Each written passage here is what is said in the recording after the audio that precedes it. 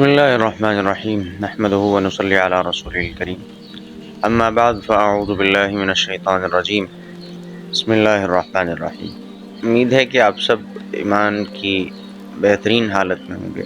جیسا کہ آپ کے معلوم ہے کہ سورۃ الفاتحہ کی ترجمہ و تفسیر کا سلسلہ چل رہا تھا۔ سورۃ الفاتحہ کی 3 آیات کا ترجمہ اور تفسیر مکمل ہو چکا تھا۔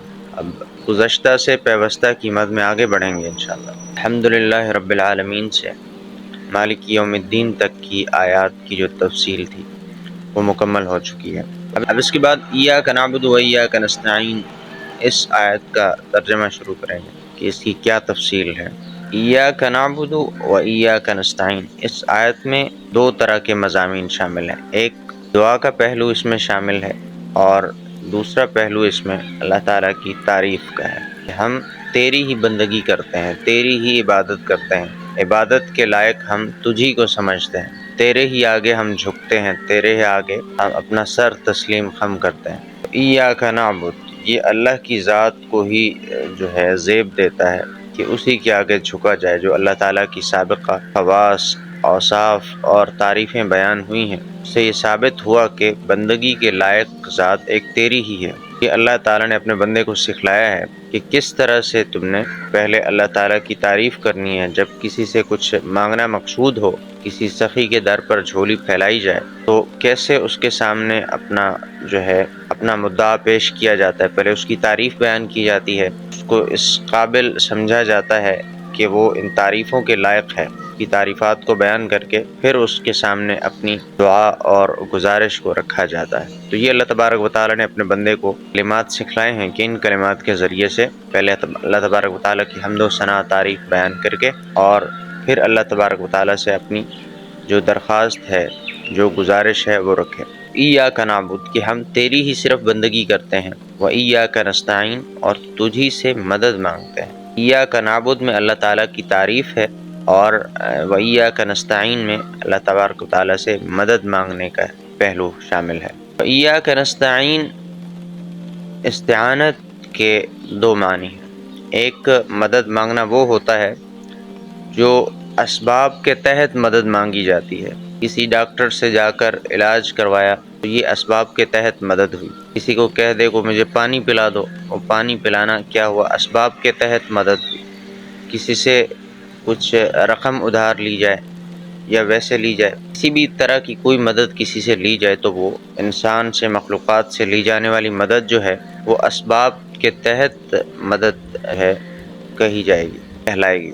لیکن ما فوق الاسباب مدد مانگنا جو ہے، اسباب کے بغیر مدد مانگنا، کسی سے کہو کہ وہ آپ کو بیٹا دے دے، ما فوق الاسباب، بغیر اسباب کو اختیار کیے ہوئے، یا کسی سے کہو کہ وہ آپ کو مالدار بنا دے، یا کسی سے کہو وہ آپ کے حالات بدل دے، تو یہ ساری چیزیں اللہ تبارک و تعالیٰ کے اختیار میں ہیں۔ اب بغیر اسباب کے ان معاملات میں کسی انسان سے، کسی مخلوق سے اپنی امید وابستہ کرنا یا کسی سے مدد مانگنا بغیر اسباب کے، یہ شرک کے زمرے میں آتا ہے۔ تو اس طرح کی مدد مخلوق سے مانگنا جائز نہیں۔ بعض لوگ ہوتے ہیں وہ سادہ لوگوں کو اس بات میں پھنسا لیتے ہیں کہ وَإِيَّاكَ نَسْتَعِينُ کہتے ہو تو پھر آپ کھانا کیوں کھاتے ہو؟ کھانے سے مدد کیوں لیتے ہو؟ کھانا کھا کر آپ میں طاقت آتی ہے تو آپ اللہ سے دعا مانگو اور بس گزارا کرو، اور مختلف قسم کے بھونڈے دلائل دیتے ہیں۔ تو وَإِيَّاكَ نَسْتَعِينُ کے یہ 2 معنی ہیں، یہ ذہن میں رکھنے چاہیے کہ اسباب کے تحت مدد انسانوں سے یا مخلوقات سے وہ لینا جائز ہے۔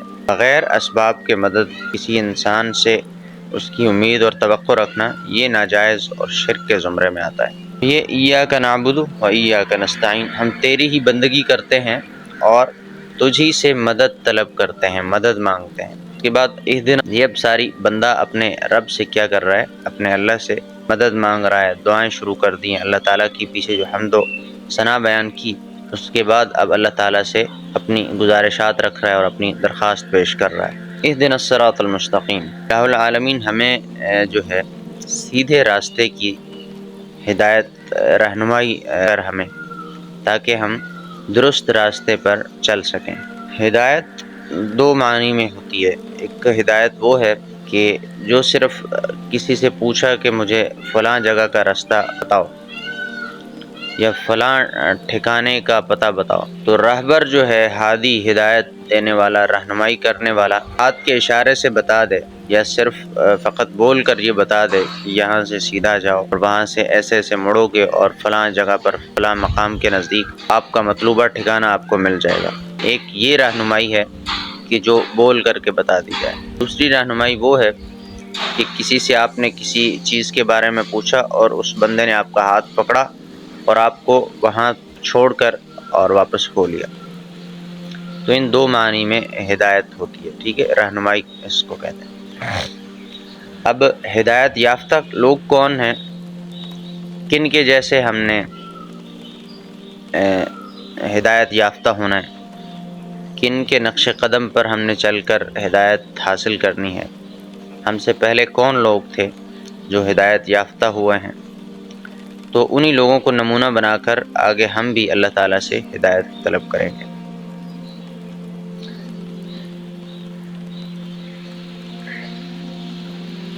تو ہدایت یافتہ وہ لوگ ہیں کہ جن پر اللہ تعالیٰ کے انعامات ہوئے ہیں۔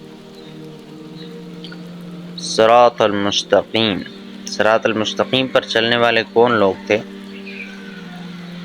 صراط الذین انعمت علیہم، ان لوگوں کا راستہ کہ جن پر تیرا انعام ہوا، تو نے انعام کیا، جن کو تو نے نعمتوں سے نوازا۔ تو قرآن پاک میں ایک جگہ ارشاد فرمایا، اعوذ باللہ من الشیطان الرجیم، اولئک الذین انعم اللہ علیہم، وہ لوگ کہ جن پر اللہ نے انعام کیا، من النبیین والصدیقین والشہداء والصالحین، یہ چار طرح کے لوگ ہیں جن پر اللہ تعالیٰ نے انعام کیا ہے، اور ہم انہی کے نقش قدم پر چلنے کی دعا مانگ رہے ہیں۔ جو ہدایت ان کو اللہ تعالیٰ نے انعامات عطا کیے، وہی انعامات ہم اللہ تعالیٰ سے ہمیں بھی مطلوب ہیں۔ ایک نمازی جو نماز میں کھڑے ہو کر پڑھ رہا ہوتا ہے، اہدنا الصراط المستقیم صراط الذین انعمت علیہم، تو یہ چار طرح کے لوگ ہیں۔ نبی ہیں، پہلے سب سے پہلے نبی ہیں کہ جن پر اللہ تعالیٰ نے اپنا انعام کیا ہے، اور اس کے بعد صدیقین ہیں جنہوں نے نبیوں کی تصدیق کی ہے۔ جب سارا زمانہ نبیوں کو جھٹلا رہا تھا تو صدیقین نے ان کی باتوں کی تصدیق کی ہے۔ والشہداء، اور وہ لوگ کہ جو حق کے لیے اللہ کے راستے میں شہید ہوئے ہیں، جنہوں نے اپنی جان تک